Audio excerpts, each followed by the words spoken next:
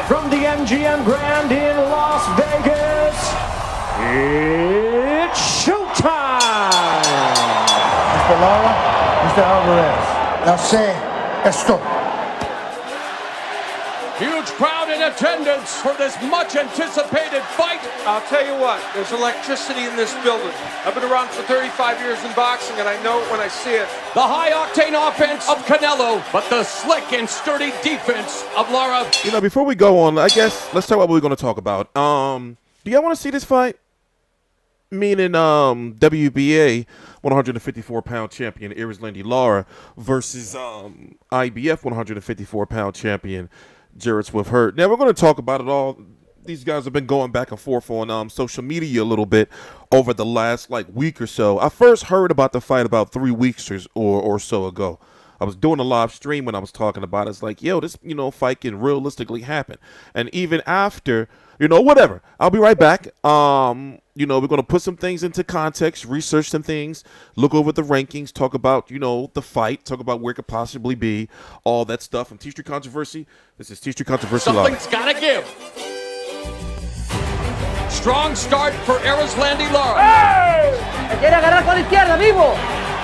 Lara's able to sneak that sniper right through the guard. There you go. Very accurate, Lara. Absolutely. Very precise. No pierdas la cabeza, güey. No pierdas la cabeza. Another crisp combination. Through the high. I know I can't show the whole thing, but obviously, you can go watch it on YouTube. What I'll do is it's Canelo versus Lara all access epilogue. So it's the last episode, the post-fight episode. And, this was a very, very, very good fight for both reasons of it being entertaining and a fight that fans didn't think that they were going to get. This fight happened when Oscar De La Hoya was in rehab, and, the rumors were that Oscar De La Hoya did not approve of this fight happening. If he wasn't in rehab, it wouldn't have happened. So this is, essentially a fight that we weren't supposed to get. We got to see, a fight of where Erislandy Lara fought an excellent boxing match in regards to movement and, controlling the ring. But at the end of the day, he didn't vary up his punches. He couldn't keep Canelo off of him. And in my personal opinion, I feel Canelo won. But that's why the fight is so good even till this day, because I'm not the only one that thinks that. So we live in a world where everybody's entitled to their opinion, and we have, that divide where there's a lot of people who feel, that their side won. And you have, right to feel that, because in boxing, these judges, what I've learned of these years and years of extensive, research of the sport and what they do and everything like that, all these judges have their own judging criteria. So it could have been a totally different set of judges that would have scored this maybe even wider for Canelo, or even gave it to, Lara. That's just the way the boxing world is. It's a shame that a fight like this we'll never see a rematch. And Erislandy Lara, which we're going to talk about in this video, has done nothing over the last. This was motherfucking. What was this? This was 2012? Was this 2012? When was this fight? See, I'm confusing myself. Let's watch a little bit more while I get the rest. High guard by Lara. Esta pelea es tuya, cambiar tu vida y tus hijos para siempre. Sigue haciendo lo que está haciendo. Ten cuidado con esa izquierda, lo único. Okay. Let's go look at it. Please subscribe, by the way. I'm TstreeT Controversy. This is TstreeT Controversy Live. 25, 2-2, 14 KOs. Now, you'll notice that when we go look at it, these two losses and these two defeats, these two draws were controversial and fights that could have gone either way. But if you look at it, in my personal opinion, he lost these fights or had these two draws because he didn't do more than what Erislandy Lara should be doing. It's like this. This is the analogy I used. Cuban fighters such as him and Rigondeaux, before, Lomachenko, and before he started breaking people's jaws, Cuban-style fighters don't do overtime. You know what I'm saying? They'll come in, they'll be on time. They'll be on time. They'll come in the door. They'll be in a routine where they'll come in the door if their shift from 7 to 3. They'll be there, make sure they're 15 minutes early, and they clock on that clock no later than 7:03 or some shit like that. But when it comes you know, to you asking them, hey, listen, can you come in on the weekend? Or, you know, can you come in, you know, and fill in? You know what I'm saying? Listen, they turn their phones off. You know, you can't get in touch with them. Nothing. They never late to work. No, nothing but, you know, Erislandy Lara. You know, he'll be Erislandy Lara. Like with Terrell Goucher. Why didn't you knock him out? I was there, by the way. And it does get frustrating watching him. Because when you look at what he's done from Terrell Goucher to Yuri Foreman to Venice Martirossi, and this rematch was 4 years too late. Jan Savek, a guy who fought Andre Berto at 147 pounds years back. Don't dare me go click this button and you look at his resume. Delvin Rodriguez, Ishe Smith, and then look, the Canelo fight was 3.5 years ago. You can say basically 3.5 years ago. You know?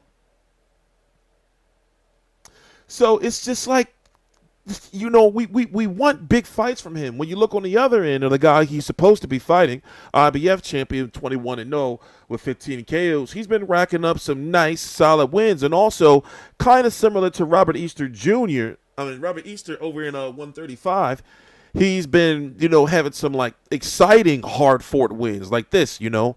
The Jojo Dan fight, I was there. Tony Harrison, you know, the Austin Trout was giving him problems early with the movement. But then after a while, he just put his hands down. In fact, we have that.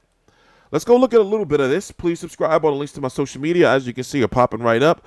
Or they're down in the description box. What we do here is make sure that we're educating you on the sport, you know, because if you look at the storylines behind a lot of these fights, you know, majority of them, nearly all of them, the storylines themselves or what it means for the fighters, you know, and their futures and things like that and where they, you know, are in the political landscape. You know, these fights mean a lot if you look at the storylines. Even the guy like Erislandy Lara, whose fights, you know, are said to not be that entertaining, which they haven't been lately, you know.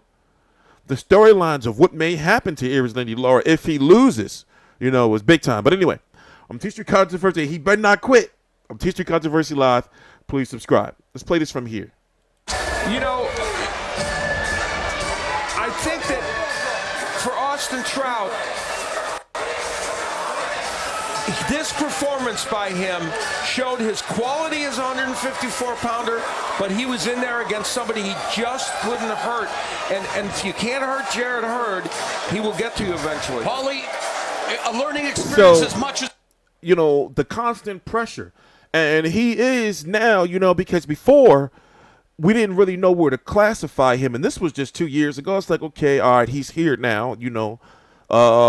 He pretty much became like a known name among boxing fans when the uppercuts on a Fox Sports 1 fight, I forgot which card it was. Basically, I think it was at that point in time like one of his first televised cards on that scale. And now, you know, he's a world champion, and this was a fight going there where people are like, okay, all right, if he beats Austin Trout, then, you know, we can start considering him a threat.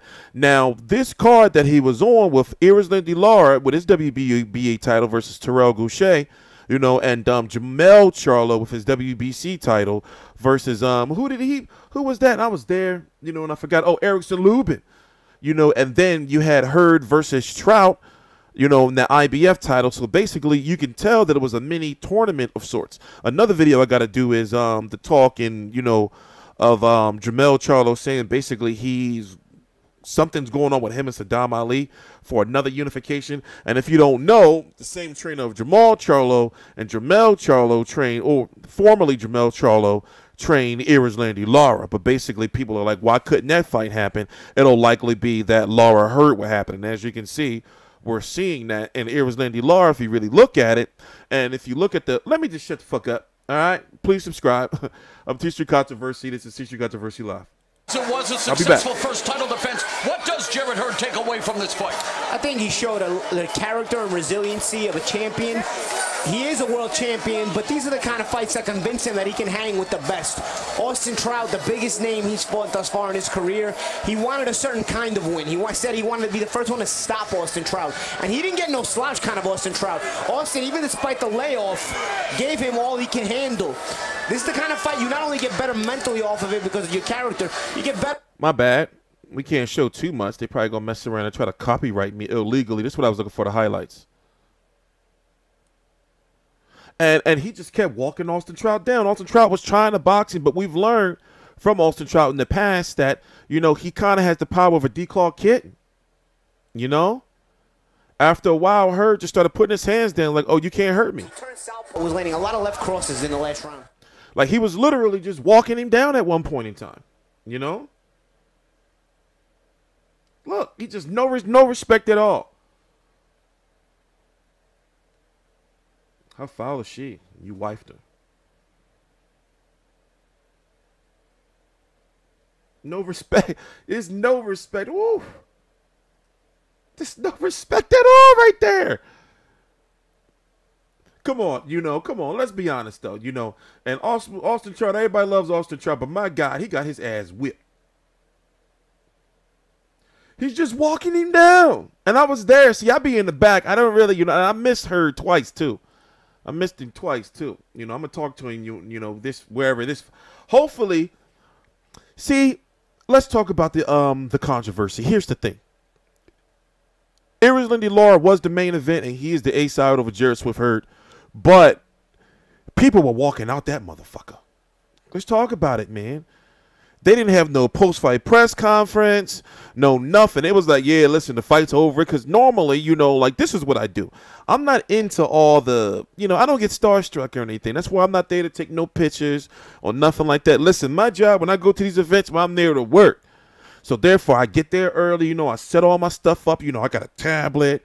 You know, I got my laptop. You know, I got my phones and everything. And you got to always be able to, you know, go like where the people are. And usually they may have like a press conference or something before you get there. Long story short, I'm thinking like, all right, you know, like the Lara versus Goucher fight is over. You know, we're going to go set up for the post-fight press conference. It's like, no, everybody go home. We out. They ain't putting no highlights up for the Goucher fight. I have them, you know, on my DVR, but it's like, well, goddamn. So the point I'm trying to make is, right now, in my personal opinion, even though Lara is a more known name, still you might as well say he has the same marketability as Jarrett Hurd. And one thing about Hurd I noticed is he's ahead of the curve because he's got his own media team, you know, and he had them for a while. Like his own cameraman, he do the promos and everything. That's how you got to be out here. You know, so even if you're not like a big talker on a microphone, still, you got to be, you know, dominating that social media. You got to keep going and going and going and going, you know? So when it comes to Lara, you see him chilling with his chick and everything like that. And it's like I said, listen, it's no disrespect to Lara, but my God, look at the resume. You know what I'm saying? Don't you know he was the last, it's kind of a curse a little bit, because don't you know he was the last PBC on Spike fight and the last PBC on ESPN fight? This was the last PBC on Spike fight. You know what I'm saying? If I was superstitious, I would say that, damn, you know what I'm saying? PBC saw, on Spike saw Lara fight, and it's like, nah, PBC Spike, you done. Nah, that's it. You know, he's the nail in the coffin for you. Jean Zavek, it was all rainy, empty chairs and shit. Is like, nah, bro. What if we see him last on Showtime? Now, this is the truth. Ladies and gentlemen, these are the things that you can go look up on your own. You had people walking out of this fight, right? This was the last PBC. No, this was the last PBC on Spike TV fight, right? This was the last PBC on ESPN fight with rain and fucking lawn chairs and shit. And this fight was 4 years too late. So you got to think he's got to put the foot on the gas, you know? And we've been hearing, or I don't know if you guys heard, I've been hearing that he's supposed to be moving up to 160 pounds, you know?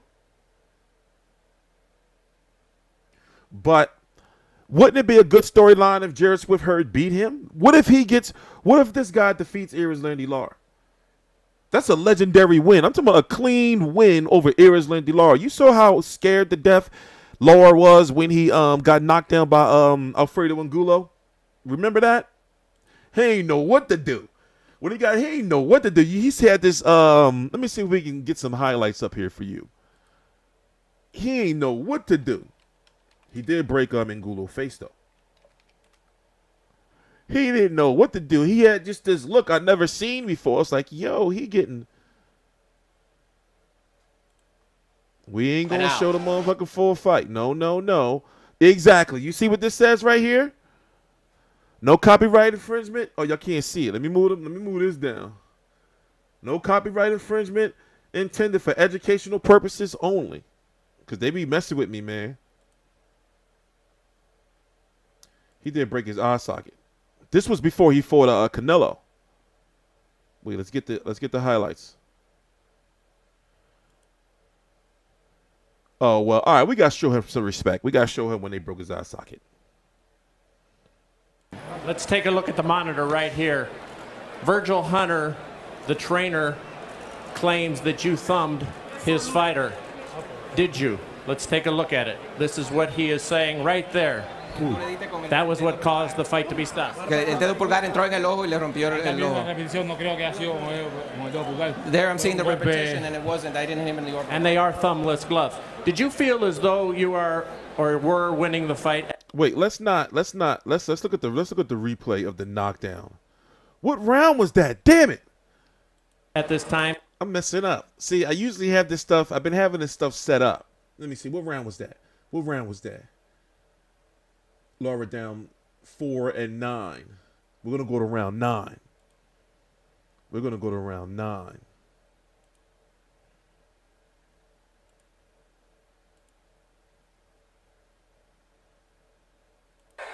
he comes back with a right.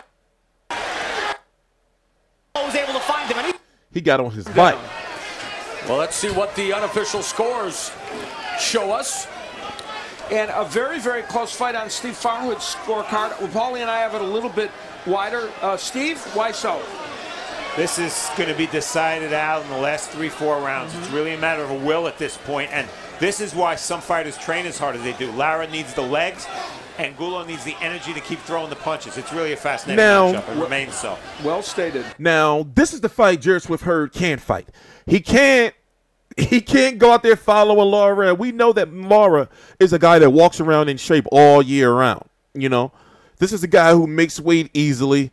This is a guy who has, you know, put it this way. Imagine, like when you were a kid, every kid wanted a nice bike, right? In my day, it was the bikes with the pogos. You know, the BMX, you know, bikes with the thick ass fucking tires with the fucking with the fucking treads and shit, the treads, whatever they're called. You know, and what we would do is we would motherfucking steal the silver air thing holders from the tires and put them on our bikes. Whatever bike that was your favorite bike growing up, even if you were an old ass man that wanted the bike with the motherfucking basket and the bell, Erislandy Lara's got one of those. Dude can move around that ring. You don't want to be a fighter chasing him around. You know, and if you're chasing him around, it's a style out there that's called the Madonna style, where it's just you start throwing crazy shit and just hope that some of that crazy shit land or some shit like that. You know, yeah, after a while, and Gulo did catch him, and, you know, the rare times Erislandy Lara would chill on the ropes. Left hand downstairs, uppercut, so Angulo throwing a bunch. See, shit was getting frisky in there. So he had to move again. Of punches in that and he's going to make the mistake again. Lara again, just picking him off with a nice straight 1-2. Oh, and the left hook drops Lara for the second time in the fight. You saw how he turned and looked at the canvas like, what the fuck? I'm on this? Oh, shit. Just running back a little bit more. What's that? Right here. Downstairs, uppercut, so Angulo throwing. Got to catch him before. A bunch of punches in that combination, but it's Lara again, just picking him off with a nice straight 1-2. Oh, and the left hook drops Lara for the second time in the fight.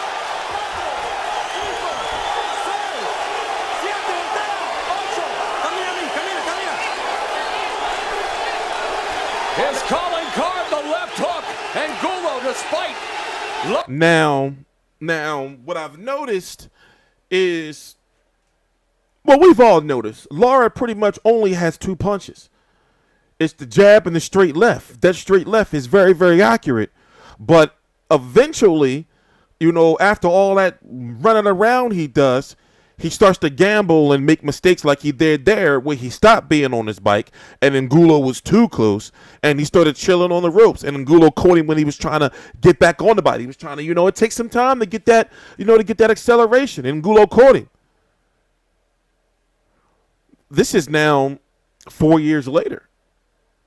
You know, can a younger fighter, Jarrett Swift Hurd, who's a pressure fighter, who's been right now known, we've seen him take some tough shots, but the tough shots have come from Erislandy Lara, Austin Trout, you know, and Tony Harrison.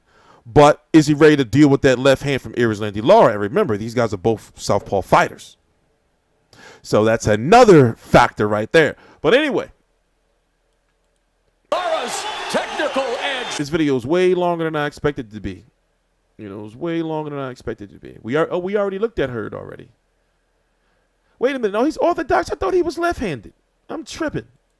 Maybe it's just early. It's fucking 6 o'clock in the morning.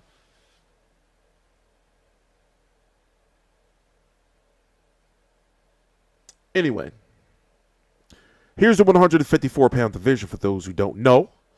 Jamel Charlo, WBC champion.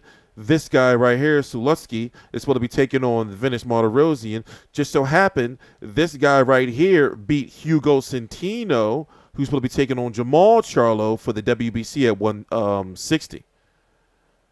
You know, you have Erislandy Lara, Brian Carlos Castellanos. Now, for those who don't know, if Erislandy Lara for his next fight don't fight somebody ranked, fight any of these guys, it would have to be a unification. Remember, I say this every single video if I have to.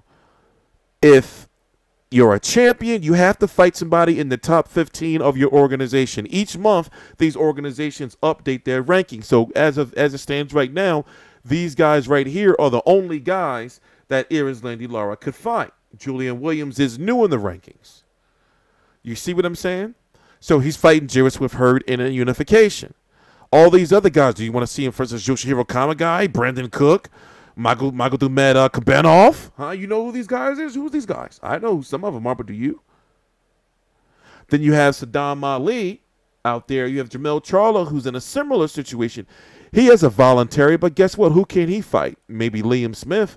Go over to UK, get a nice little payday. But he's saying that he wants him. But that's all for another that's for a different video. That's for a different video. I'm TstreeT Controversy. This is TstreeT Controversy Live. There's no time or date when the fight's going to be. I'm guessing if they do fight, it's going to be in March, and I'm pretty sure that they are in talks. It's going to be in March. You know, maybe, you know, April, but anything after that is just too late. Please subscribe. All the links to my social media have been popping up on screen. Please visit FightView360.com for boxing news, reviews, post-fight, pre-fight articles, boxing schedules, etc.